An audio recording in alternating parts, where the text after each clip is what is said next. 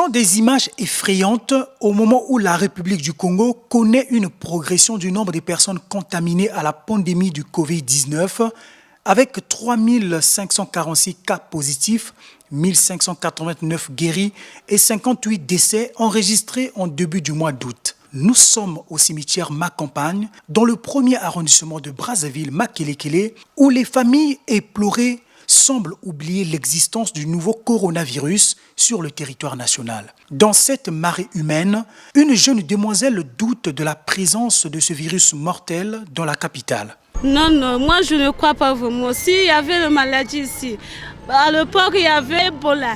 Bon, nous tous on n'avait pas attrapé ça ici. Pourquoi la maladie là on devait croire ça?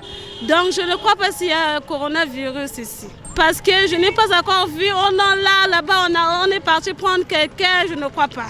Je n'ai pas encore vu de mes propres yeux. Je ne crois pas si au Congo ici il y en a. De la même manière que Denise, certaines opinions considèrent toujours la Covid-19 comme une utopie dans le pays. Moi, je ne peux pas dire que ça existe parce que depuis que ça a commencé, je n'ai jamais vu à la télé les patients atteints ou les corps qu'on est en train d'enterrer, tels qu'on voit à la télé à l'Europe, comment on est en train d'enterrer les corps et comment les malades on est en train de désinfecter. Tout cela, tant que je n'ai pas vu ça dans mon pays, donc je peux dire que dans notre pays ici, ça n'existe pas. Lorsqu'on voit à l'écran ailleurs, on voit que les gens meurent à cause de cela et on ne peut qu'avoir peur. Mais chez nous ici, là, à mon avis, comme je vous ai dit, je n'ai jamais vu des patients qu'on a montrés à la télé. Je n'ai jamais vu des cadavres, peut-être qu'on est sur le point d'aller enterrer. Donc pour ça, je peux dire que chez nous ici, ça n'existe pas. Sous le regard réservé des agents des forces de l'ordre, des femmes et hommes se frottent dans ces lieux funèbres avec un seul souci, celui d'honorer la personne décédée. Et pourtant, ces derniers craignent quand même de contracter le coronavirus. Le coronavirus existe. C'est à nous de prendre des précautions, de nous protéger. La personne qui est décédée, il est déjà décédé. On doit prendre des précautions de nous protéger. C'est simple de mettre sa bavette, même si on pleure, mais on doit mettre sa bavette pour nous protéger. Vraiment là, on ne respecte pas. On ne respecte pas les 1 mètre. Et on ne respecte pas ce que le gouvernement est en train de dire.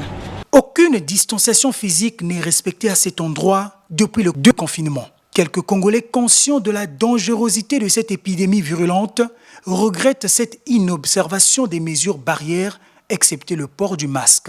Avoir incité l'enterrement, c'est pas dire d'être confiné, d'être beaucoup. Il y a plein de gens qui sont là.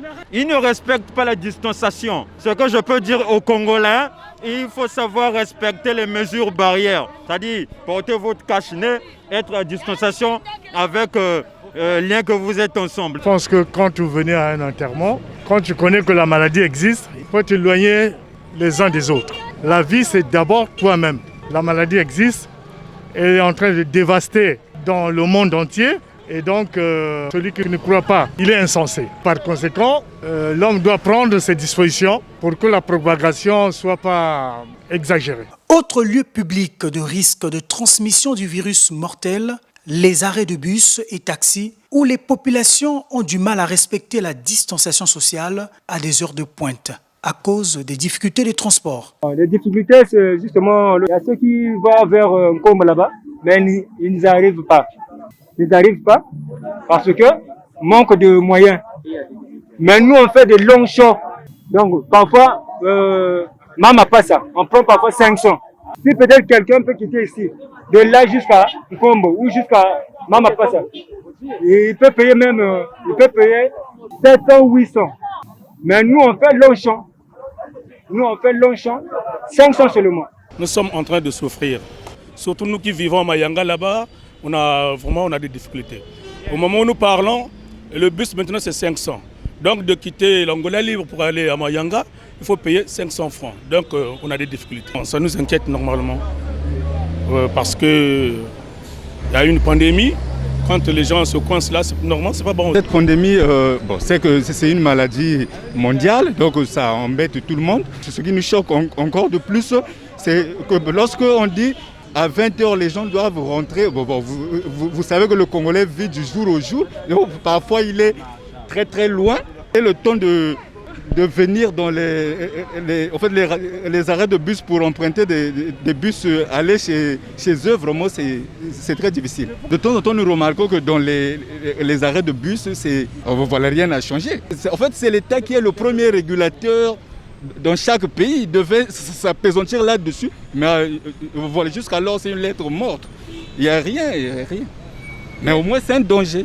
Avec le couvre-feu ramené de 20h à 5h du matin et la fermeture des marchés les mercredis, vendredis et dimanches, quelques citoyens pensent que ces mesures ne conviennent pas à la situation sociale des Congolais et accentuent leur souffrance. Je dirais ce peuple est abandonné. Les mesures d'accompagnement qu'ils ont promis à cette population-là n'a pas été respectées jusqu'alors. Et aujourd'hui, nous nous retrouvons, les mesures sont encore de plus en plus renforcées. Et là, vous-même, vous êtes en train de voir comment est-ce que les populations se bousculent. Les transports publics, c'est un casse-tête. Aujourd'hui, là, bientôt 19h, 20h. Quelles sont les mesures prises pour que le citoyen vaque librement, que le citoyen, quand il finit ses occupations, qu'il rentre, qui ne se bousculent pas pour emprunter les transports publics. Bon. Cette population vit dans la misère. Aujourd'hui, le Congolais vit du jour au jour. Voilà pourquoi les gens sont obligés de casser la tête et ils se retrouvent de fois en combo à 17h. Il est de l'autre côté du bout de la ville. Il peut se retrouver de l'autre côté du pont du Dieu là-bas. Je dirais que c'est la précarité. Ventre affamé n'a point d'oreille. Il faudrait qu'ils revoient tout ça. La mauvaise gouvernance qui est à l'origine de ce que les populations sont en train de vivre aujourd'hui. Le couvre-feu, lorsqu'on a ramené ça à 20h, à mon avis, je pense que ça ne nous arrange pas. Pour nous les débrouillards, il y a des gens qui vendent, il y a des chauffeurs qui travaillent. Lorsqu'ils peuvent travailler jusqu'à 21h ou plus tard 21h30, ça peut leur arranger. Pour nous les vendeurs, il y a des gens qui vont au travail, qui viennent à partir de 18h, 19h, qui peuvent faire les achats. Et quand on nous demande de rentrer à 20h, peut-être pour les travailleurs, pour les fonctions publiques, mais pour les coopérants, l'heure de 20h, je trouve que c'est pas bien. Si on pouvait reprendre l'heure de 22h, ça devait peut-être arranger les citoyens congolais qui se débrouillent, qui ne vivent pas qui n'attendent pas la fin du mois à la fonction publique. C'est ça que je voulais dire. Pendant que certaines personnes réclament la souplesse des décideurs politiques dans la prise des décisions liées à la Covid-19, d'autres par ailleurs prennent leurs précautions de se soumettre aux exigences sanitaires du moment. Nous sommes en pleine crise sanitaire. Le Covid-19 est en train de prendre de l'ampleur, ne diminue pas, les taux de maladie ne diminuent pas, ne fait qu'augmenter. Voilà pourquoi le gouvernement a encore approuvé le couvre-feu qui commence à partir de 20h pour que chaque Congolais reste chez lui à la maison pour éviter la propagation du virus. Si le Congolais était conscient, sinon que depuis 17h, le Congolais devrait rester chez lui à la maison et on n'allait pas voir ces bouscules, on n'allait pas voir ces embouteillages et on n'allait pas voir les Congolais qui se précipitent à rentrer chez elles. Il faut être conscient de la maladie. La maladie est là, la maladie existe, ça se transmet à travers les salives, la salutation. Donc il faut être conscient, il faut rester chez soi lorsqu'on n'a rien à faire dehors. Lorsqu'on n'a pas de courses importantes à faire, on reste chez soi à la maison. Pour faire respecter les gestes barrières au niveau de tous les espaces publics, il est important que la police multiplie jour et nuit les contrôles pour interdire les rassemblements non conformes aux mesures restrictives édictées par le gouvernement, comme l'a fait le directeur départemental de la police de Brazzaville à l'esplanade du stade Massamba Débat et ici au lieu de loisirs à proximité du pont 15 août 1960 à la Corniche.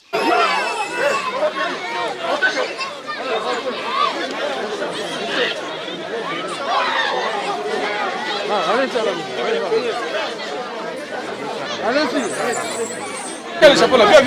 Mais bon, on commence le sport. Bon, est-ce que chacun est muni de son masque? Comment tu peux amener les enfants sans masque? Mais courez comment? Prochainement, c'est toi tout ça. Portez-vous. Tout le monde doit. Tout ceci pour freiner la propagation de la pandémie de Covid-19.